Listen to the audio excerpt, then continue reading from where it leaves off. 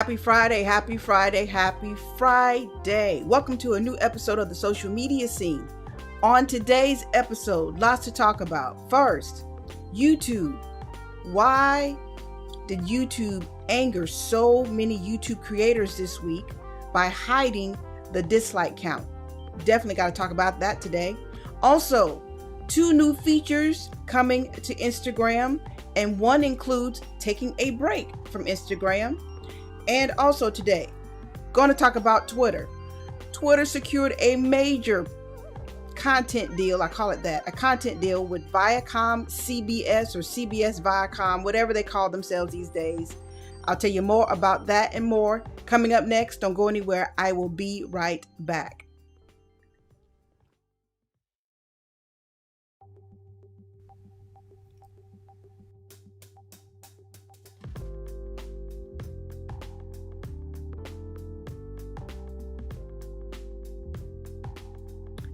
Happy Friday, happy Friday, happy Friday. How is everybody doing? Let's go ahead and fade that music right on out.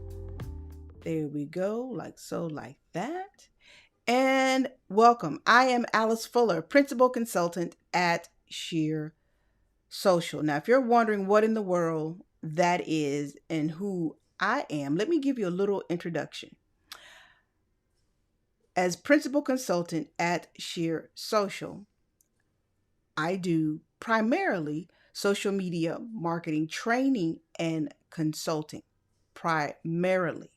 And I do, of course, management of people's profiles, certain people's Facebook, Twitter, LinkedIn, the usual. So that's what I do day to day. But what is this? This right here is the social media scene. This is where week to week I share with you what is going on in the world of social media. But I can't share every darn thing because there's a lot going on from day to day, week to week. But I try to cater it to, or tailor it is a better word. I try to tailor it to how you use social media primarily for business and a little bit of fun too. And of course, when I can, I try to add a little entertainment, television and film news into the show. Why? Because in a minute, people, it's all just going to be media. And I have a story today that's going to really support what I just said. And I'll tell you more about that. So if you missed today's rundown, let me give you that. If you missed the top of the show, because that's usually where I do the breakdown for today. So we're going to talk about YouTube. Oh, so much drama with YouTube this week because YouTube decided to hide the dislike count. Not the counter, but the count. And I'll tell you more about that. Also today, 2 new features coming to Instagram. Instagram. Instagram is providing an opportunity to take a break from Instagram, and I'll tell you more about that. And for those of you that are creating reels, here's a new feature borrowed right from TikTok. Matter of fact, both these features are borrowed from TikTok. And definitely got to talk about Twitter. Twitter has a new deal with Viacom CBS. This is going to be hot. This is right up my alley right here. Viacom, CBS, and Twitter partnering together to bring you some new content. So I'll get more into the details of what we can look forward to in the months to come. So that is the breakdown for today. Now, here's what I need you to do. Go ahead, share this stream in those places and spaces conversations about social media are going on. Slide it right up under the nose of those individuals are always talking about social media, and sometimes their information is not the most up to date. You don't have to say any names, but you know who I'm talking about. Go ahead, share it on Facebook and your groups, your profiles, pages. If you're on Twitter, retweet. If you're on YouTube, then share however you usually share your videos on YouTube. You can even embed this if you want. Yep, you sure can if you know how to do that. But that's a whole nother conversation, not for today. So let's go ahead and get started. So can't start a production without what? The clapboard. So let's go ahead and knock that out. Yeah, there we go. Thank you, clapboard. Now, let's dive into the first story of this here day. We're going to set it off with YouTube. And it's funny because I rarely ever talk about YouTube first. But considering all the drama that popped with YouTube this week, ooh wee. In case you missed it, and I think a lot of you probably did, but in case you missed it, YouTube decided, you know what? We've been testing some things with this likes and dislike buttons, and we are seeing some use that we don't like. We don't like what we're seeing, and some of you just won't act right. and I'll let the YouTube executive explain it to you in just a second. But as you know, humans being humans, they will take something that is meant for good and turn it into something bad like that. But this didn't happen overnight. This has been happening technically for years. And YouTube finally decided to do something about it.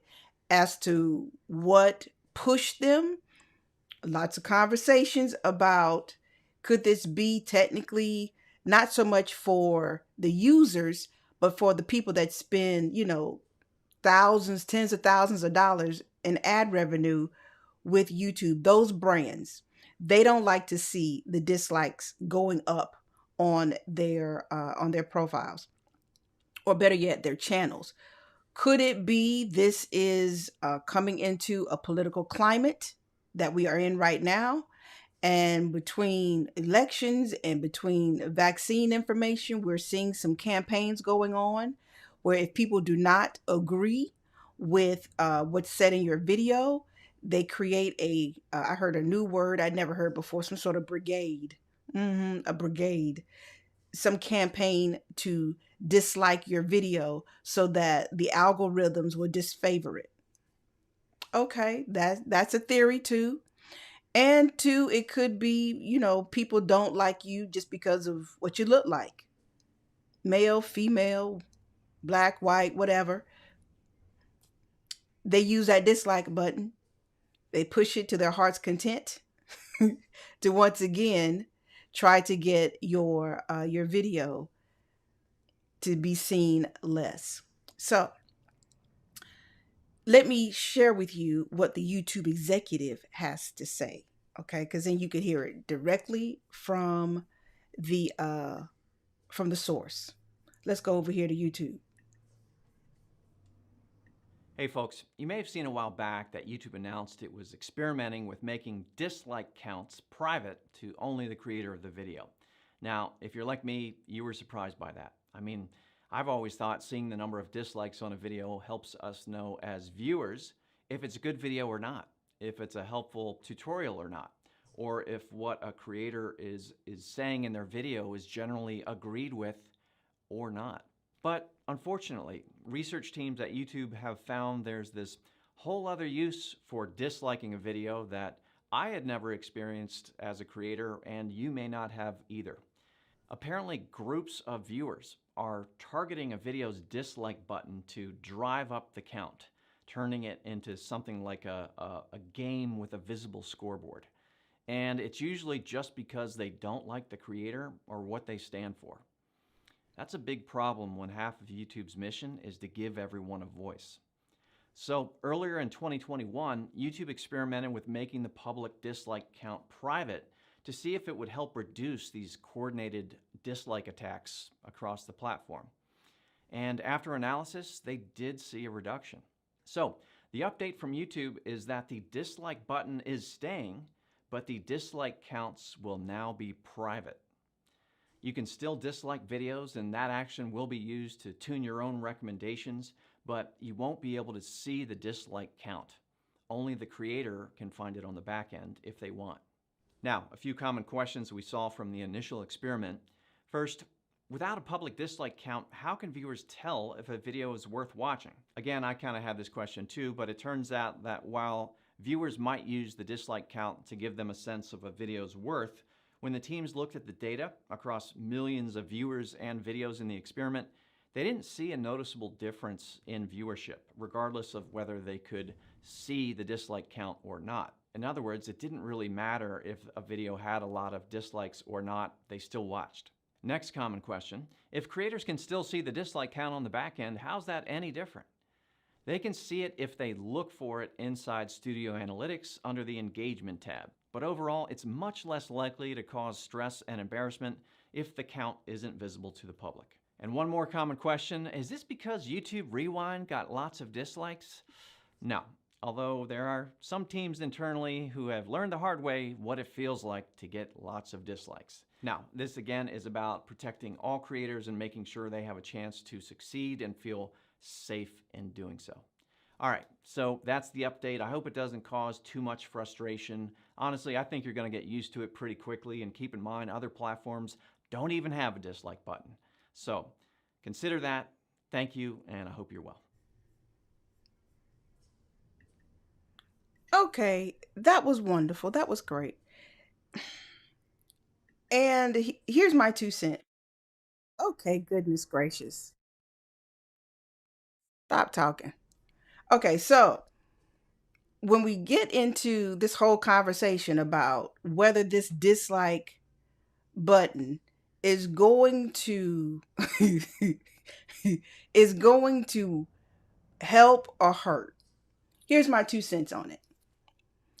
For someone who has been on YouTube for a very, very long time and had a YouTube partnership too, eons ago, on another whole nother channel. Okay.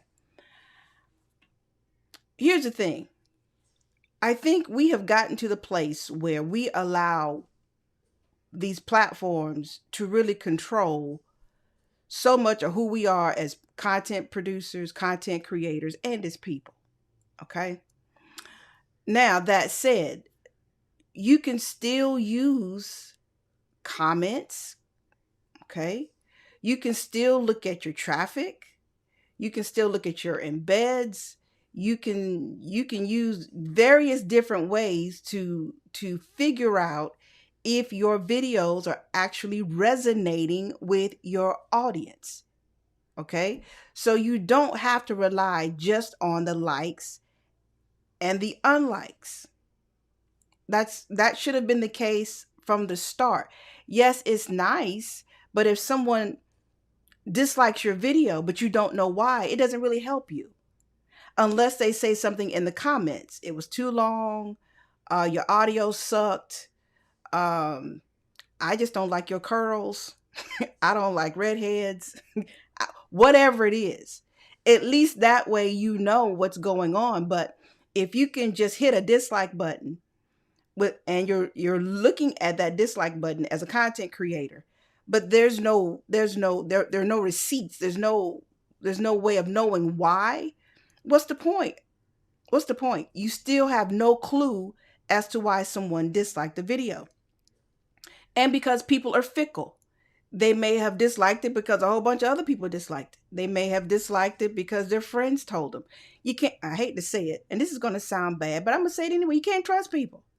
Not when it comes to social media, because it's the wild, wild west on social media.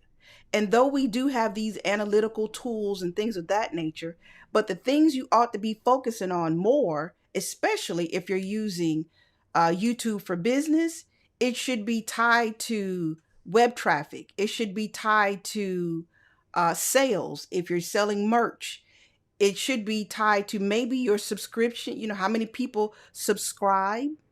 Okay, that's another way.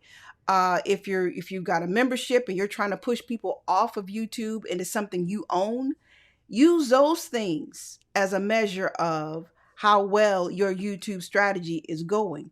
But to rely simply on your likes and dislikes on a channel when you know out the gate people will do what they're going to do regardless of what the content is. Just because it's there to push, they'll push it.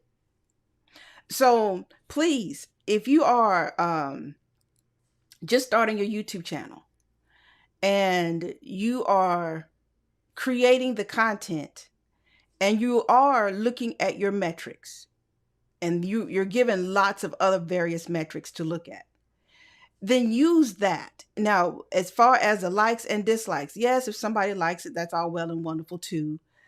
If someone doesn't dislike, if you get a lot of dislikes on a video, that's something to take note of, and then you can delve deeper into why. You could literally just do another video and ask people why if you want to do that. But don't take it as quote unquote Bible.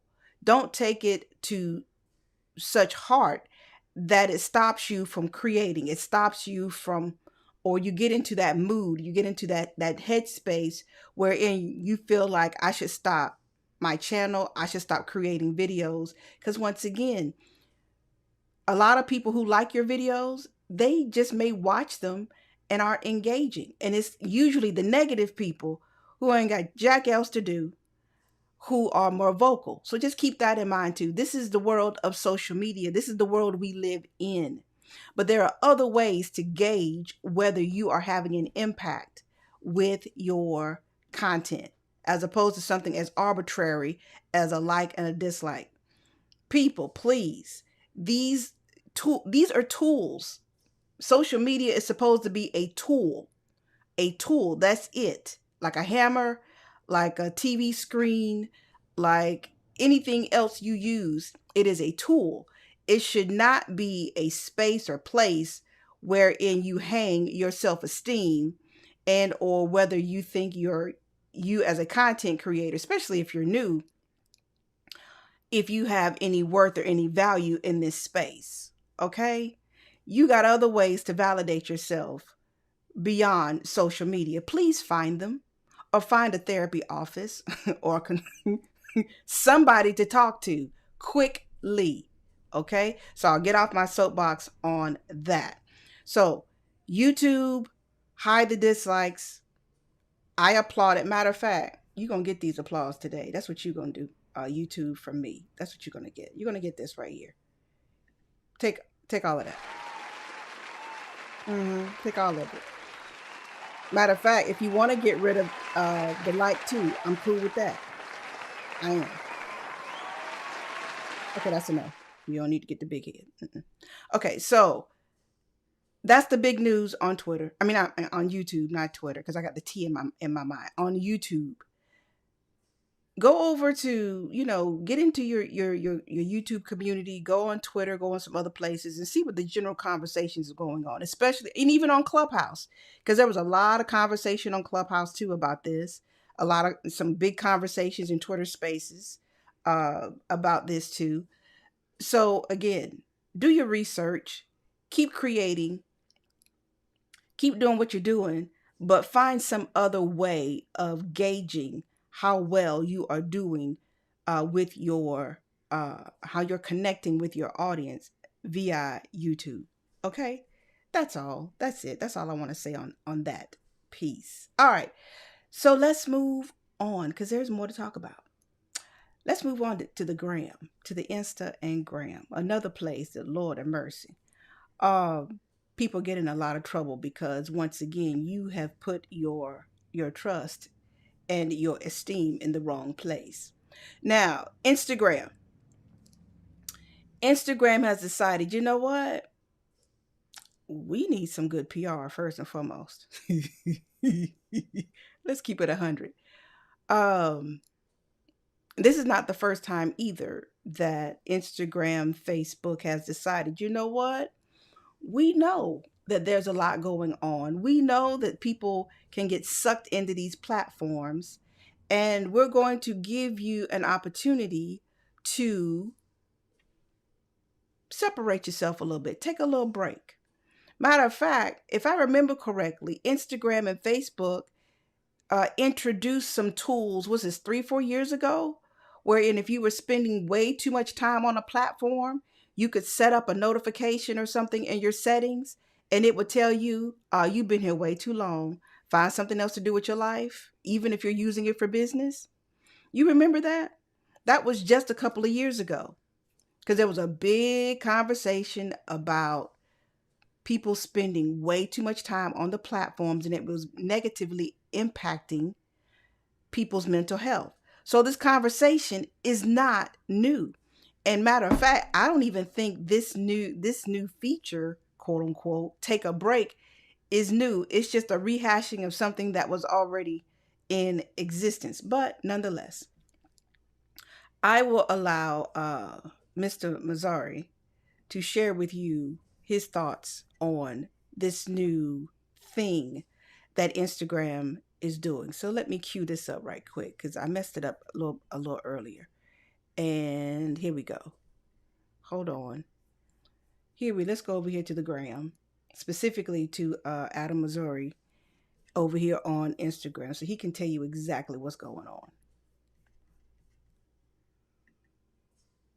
Oh, wait a minute. Got to turn the sound on. What that feature is, why do we test things in the first place? Hold on. This week, I want to talk about a new feature that we're starting to test on Instagram. But before I go into what that feature is, why do we test things in the first place? Well, what we do here, those of us who work at Instagram, is always try to make the app just a little bit better for everyone who uses it. And one of the major ways we do that is we test new ideas with a small percentage of people to see how those new features work. We'll launch them to, let's say, 1 or 2% of people, and we'll see, does it work as intended? Are people finding the product valuable? Is it breaking things? And we'll learn, we'll take feedback, and we'll iterate. And then over time, we'll either wind the project down if it doesn't work, or we'll ship it to everyone. And what we're starting to test this week on Instagram is one that I'm actually personally very excited about. It's called Take a Break. And it does what you think it does. If you opt in, it encourages you to take a break from Instagram after you spend a certain amount of time on the app. 10, 20, 30 minutes. We've worked with third-party experts and gotten advice on what tips they should be and how to frame taking a break. And you're gonna see this if you're in the test over the coming days. So if you see it, I encourage you to check it out, see if you like it, let us know. If you don't see it, you will hopefully get it in a month or two once we get to a place where we're comfortable enough launching it to everybody on Instagram. So keep an eye out. This, by the way, is part of a broader effort to try and give people more control over their experience of Instagram. Ultimately, you know what's best for you when it comes to how you use the app. And we want to make sure we provide tools for you to shape Instagram into what works for you. So you'll see more ideas like this coming in the future too. Hopefully you like it. Peace. This week, I want to talk about a new feature. Okay. I gotta give Adam credit. His shirt game is on point. Totally on point. So on point. Kudos to him on whoever is doing his shirts. Men don't wear blouses, but you know what I mean. The shirt game. Big ups to him on that. Here's the thing too about this whole Instagram. Like I said before, this is not new. This is a rehashing or a reintroduction of something that was already done years and years ago with Facebook and Instagram, which also gives credibility to what the whistleblower said. They've known for years that the platform has an addictive type of thing to it. Just like this, that's like the tobacco companies years ago, and they finally had to say, okay, let's put something on the packaging that says you can get cancer smoking this, but we're not gonna stop you or nothing. It's on you how many cigarettes you smoke. Okay, cool. But with this particular thing, you could take a break. Okay, fine. But let's be realistic. Let's keep it 100. Really. How many of you are really going to take a break from Instagram? I took a break from Instagram, and now I got to decide when I'm coming back or if. But I can do that because once again, my whole life, my whole business, my whole everything is not wrapped into, as much as I love social media for the good that it can do, and I've been doing it for over a decade, I don't necessarily have to be on a platform all day, every day to make me feel like I'm a good social media manager. I'm a good content creator. I don't need the platforms to validate me or my business. But for some of you, seemingly you do. But in your efforts to grow your businesses, to grow your brand and things of that nature, it's okay to step away from the platform. Now, I know you're thinking, but the algorithms can tell if I've been away too long, yada, yada, yada, yada, yada. Okay. At the end of the day, if you are building your business the way you're supposed to, you can step away from Instagram. Now, if you built your whole business around Instagram, you're like, what's the old girl? What's the lady's name?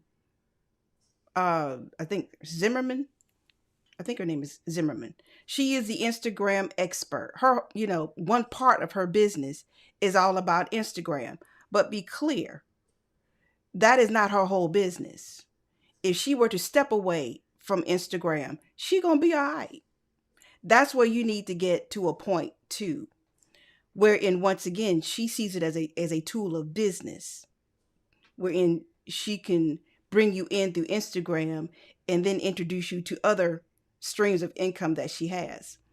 For you that are trying to build, grow, and things of that nature, just get into the mindset of build as much as you need, but it's okay to step away. If you want to use this take a break feature, okay, well and wonderful. That's what you need to do. Do it. It's okay. Your business should not fail just because you leave Instagram. Because I know, and I'm a social media manager, I'm a social media consultant, trainer, all of that.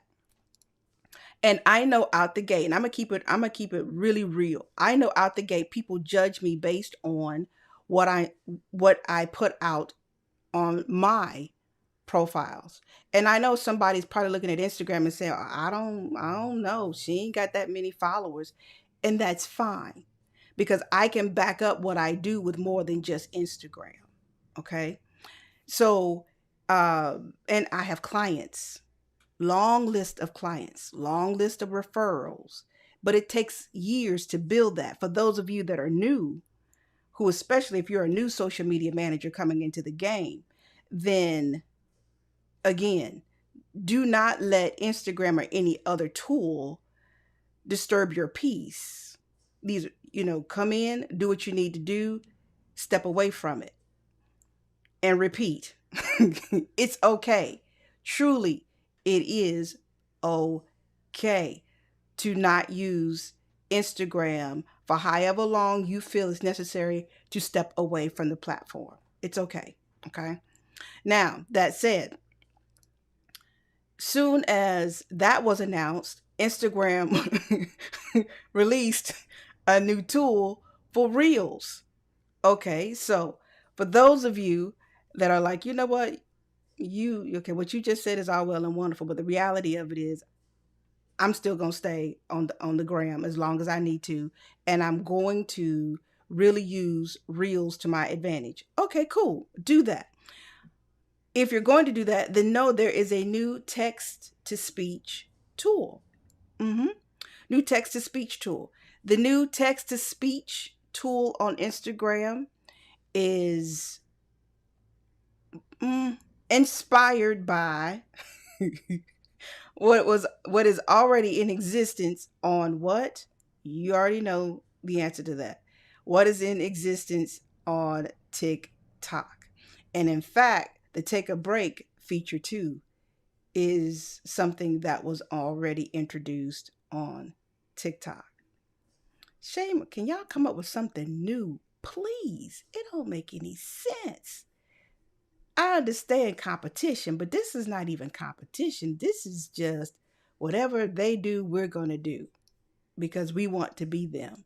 And we don't have any shame in it whatsoever. Okay, I guess that's the nature of business that we are in right now. So for those of you that are not hip to this particular new feature or new tool on Instagram, because I know a lot of you are exploring TikTok and exploring TikTok to the fullest. But give it 4 more years and TikTok is going to be just like Instagram, just like Facebook and everybody else, because it still is a business. But as of right now, you're enjoying, the algorithm. It's favoring you. You're enjoying how quickly, you can get your follower number up. Okay, cool. and you're really liking how you're able to create the content there. Okay. But as you're sharing your TikToks over to Instagram Reels, check out what Instagram has introduced to the world in hopes of keeping you or bringing you back to Instagram. So here you go. New on Reels, and I don't know why they didn't make this a video. Seemingly you would think they would have made it a video, but evidently, you know, even the best of creators get a little, I ain't got time for that sometimes. So here you go. Text to speech lives within our text tool in the Reels camera. Okay. Allows an auto-generated voice to read your text aloud. Okay. Adds narration without using your own voice. You can get creative, add fun and humor to your Reels. All right, cool. Okay, your open Instagram app, go to Reels camera, record your video or, upload it from your gallery. As you would usually do, use your text tool to add text to the video. And then there's going to be a little bubble next to the text that has three little dots rather. And then from when you see that text to speech pop up, you'll have 2 voice options. Select from there, post your reel when you finish. Okay, so this is what the text to speech looks like. Okay. And they say they're also launching voice effects, a tool that allows you to modify the audio and or voiceover in your reel. Okay. And so here are your effects. All right. Let me see. Can I zoom in on that a little bit to make it? Okay, let's see. Nothing too helium. Okay, cool. Different things. Announcer. All right, you can play around with that. And then once again, with the voice effect, you open the Instagram app, go to Reels, record a reel, tap the music note for the voice sound effects or voice effects. Open the audio mixer, tap effects, select a voice effect to modify the audio in your reel or your voice over. Okay, cool. So that's that. Now, I'm going to attempt one portion of that on my phone. Okay, so I'm going to bring up my phone here. Hold on, let me get it situated. Okay. Uh-oh. Let's see. We're going to go to Instagram. And then we're going to go to, I had it set it all, I had it set up all pretty. And then we're going to go, okay. No, continue. This video here. All right. So let me show you my screen here, my phone rather. Okay, here's my phone. Now I pre-recorded the video already, okay? So you're going to add it to your reel. Then you're going to hit preview. And as you see here, testing text to function. Testing, this is what the text that I put on the other reel. Testing text to speech function. And as you see that little bubble that says TES. Okay, you clicked and the 3 little buttons within that. See that? Text to speech. You hit that, text to speech. And then you get voice 1, voice 2. I don't know if you'll hear the audio though. I didn't test that part. I don't think I can't even, you know what? Can I hear it? I should have tested that part. Oh goodness. You should be able to hear it though, but I can't hear it. Let's see, let me do this. No. But at any rate, oh no. Text to speech. This is how you do it. And then you choose whichever one you want. And then you hit voice 1, voice 2. Then you hit done. and then it'll read it. Then you hit done again. Then you hit text, next, and then that's it. Okay? So that is primarily what you need to do to really use this new text to speech function on Instagram Reels. It is similar to what you're already doing on TikTok. Okay, so if you're already doing it on TikTok, technically the setup isn't that much different. Okay, so last but not least, let's get into Twitter because there's more news to discuss.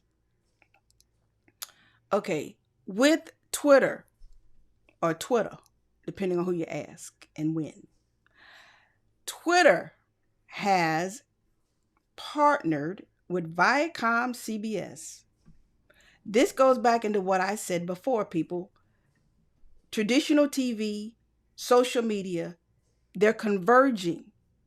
In a minute, it's just all going to be media, okay? And especially when you have these conversations, or what we call the second screen. We're watching Netflix.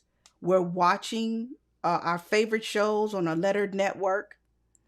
And we've got our phones, and we're over on Twitter, and we're having a conversation with an unofficial and maybe sometimes an official fan club of a particular show. And the hashtag, you know, everything is popping, and you can track the conversations through the hashtag. That's how we do live tweeting for shows. Okay, we've been doing that for years. That is nothing new at all. But what may be new is TV producers, film producers are now beginning to see the value of these conversations. And they're measurable. Measurable. That too is key, because when we're watching TV and the old school Nielsen ratings, and the industry is trying to figure out a new way of measuring how people are watching TV and where.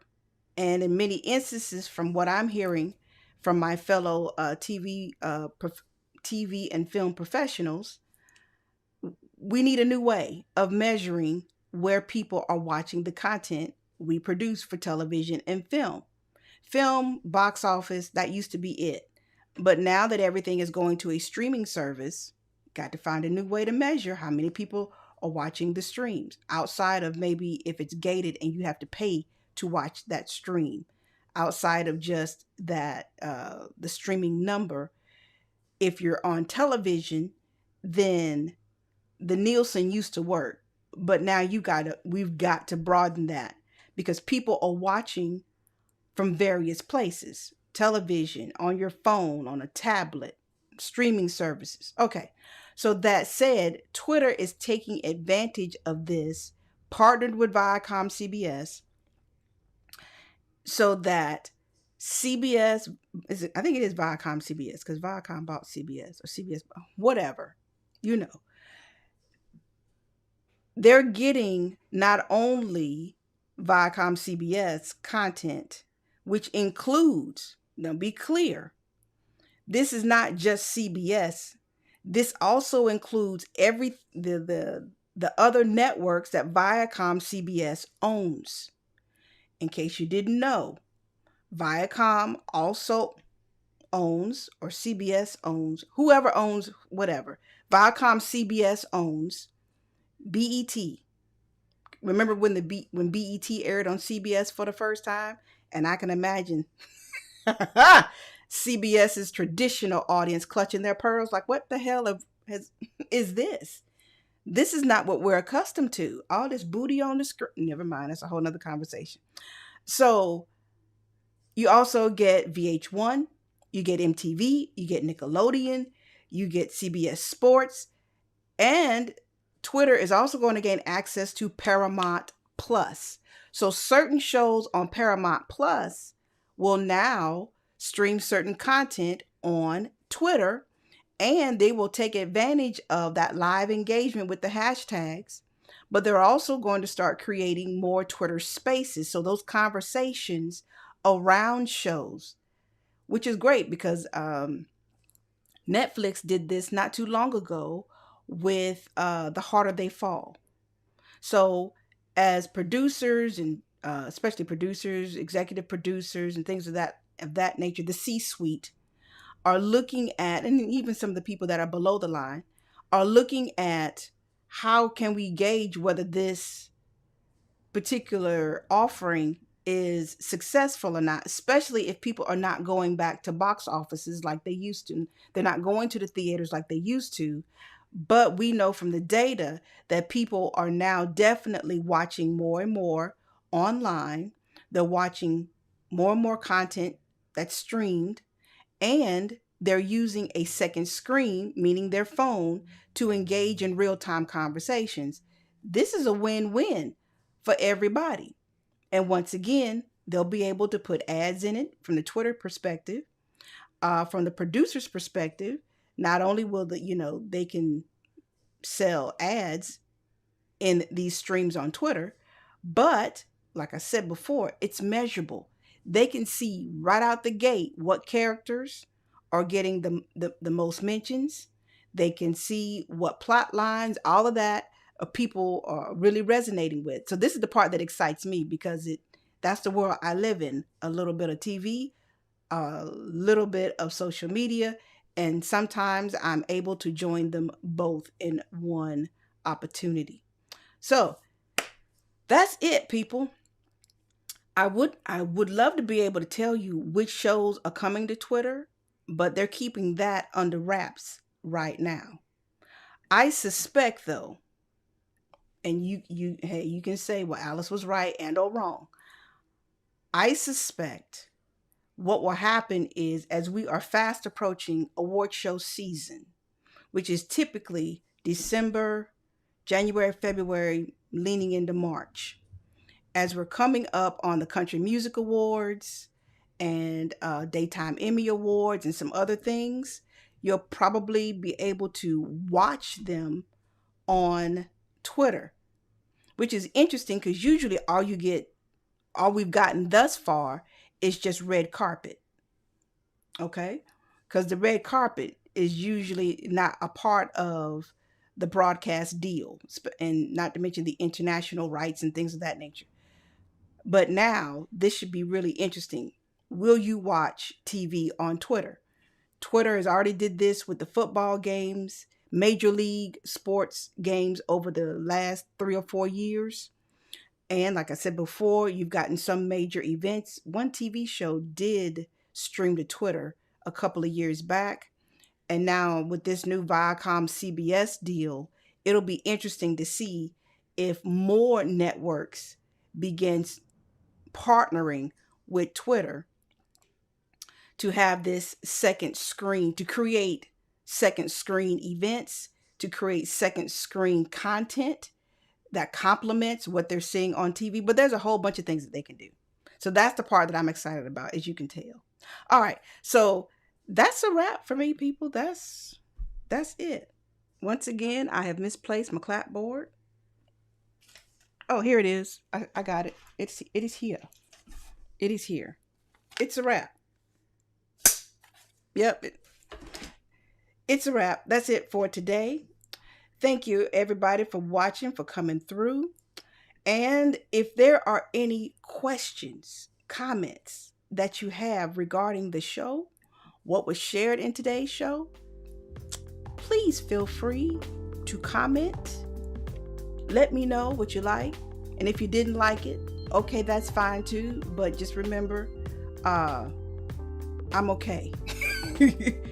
I would prefer you be respectful about what you don't like. But if you're not, that's okay too. I can take it. If there is a topic you want me to cover on the show, let me know that. Now remember, this is a social media show, not Fix Your Life or anything of that nature.